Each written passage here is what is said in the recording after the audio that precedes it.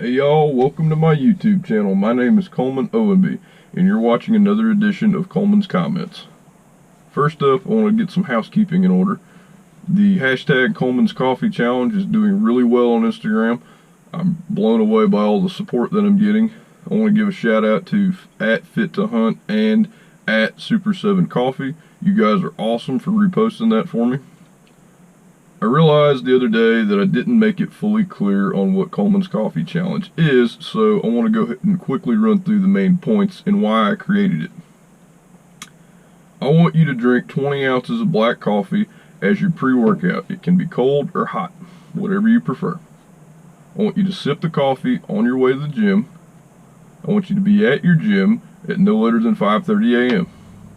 I want you to do this for 21 days in a row to create the habit of going to the gym early and the habit of drinking coffee instead of a supplement. When you take the challenge, I want you to take a picture or a video of yourself accepting the challenge and be sure to tag me in the post at Coleman.Owenby on Instagram, as well as using the hashtag Coleman's Coffee Challenge. Now, I decided to start this challenge for two reasons. Number one, I want to prove to gym goers, of all experience levels, that it really is about mindset and how important that is in your actual training and, the execution of your workouts. As you sip your coffee, I want you to use that as a time to think and visualize your workout and how your coffee is going to fuel you through that workout and how much better you're going to feel once you're through it.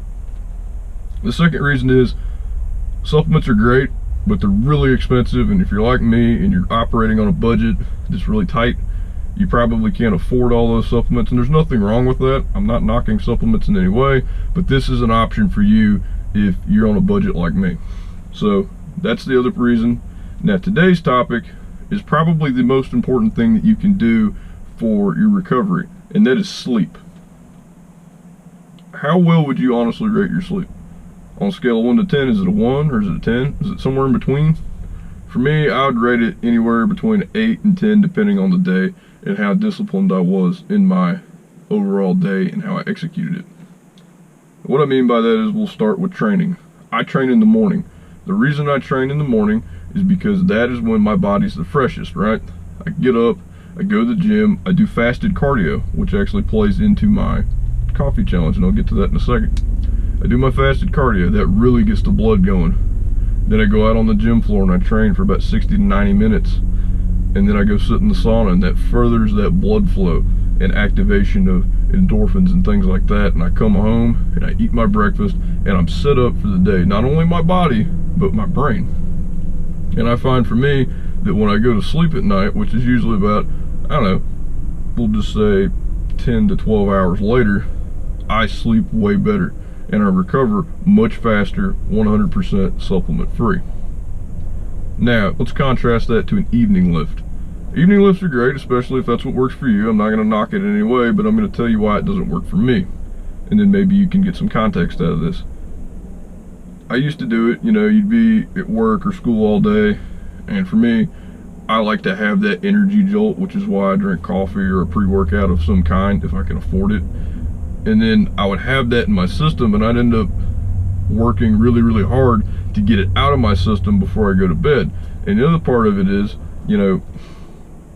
that just like it in the morning, it brings me up and it energizes me throughout the day. If I train in the evening, I have that same energy level after I'm done, even if I'm already dead tired. So it kind of confuses my body, and not to mention, I have to do some post-workout nutrition to recover from that, because once you tear the muscles down, you're going to want to add, protein, carbs, and fats.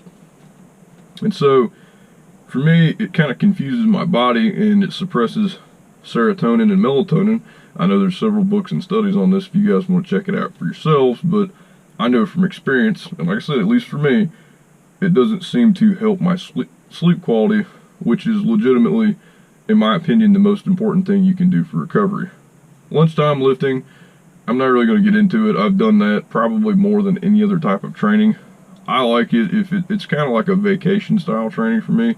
It's just, it gives me something to do if I'm not really doing anything else. But either way, if that's for you, I can't say that it affects your sleep It can, but we won't get into that because we don't have that much time today. But like I said about the post-workout nutrition, that's a nice segue into food and sleep, right? I really struggle with this, that late night urge to go get a snack. Sometimes we'll have cake here, or I'll want to have a beer, or a nice glass of whiskey or something, which in some cases will make me sleep better, but especially if it's like a cake or a really strong alcohol, it interrupts my sleep cycle because I'm trying to digest that food or that alcohol. And that's another thing too, like if you eat too soon to bed, you're going to have to digest that, and you're going to end up tossing and turning because it ends up making you hot because your body's working to break that food down, and laying down, it doesn't have as good of an advantage. At least maybe that's not scientific, but that to me is what it is. So this also circles back around to what I mentioned earlier about my coffee challenge.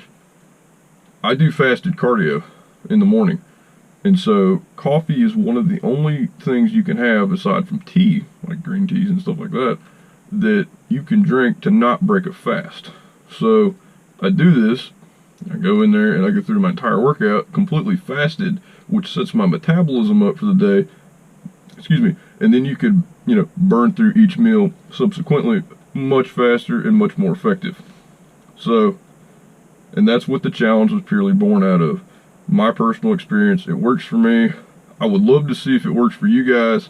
If you want to share this video, I would very much appreciate it. I invite everyone to take part in hashtag Coleman's Coffee Challenge. If you haven't already, please go ahead, like, comment, and subscribe down below on my YouTube channel. Thank you guys for watching, and I'll catch you later.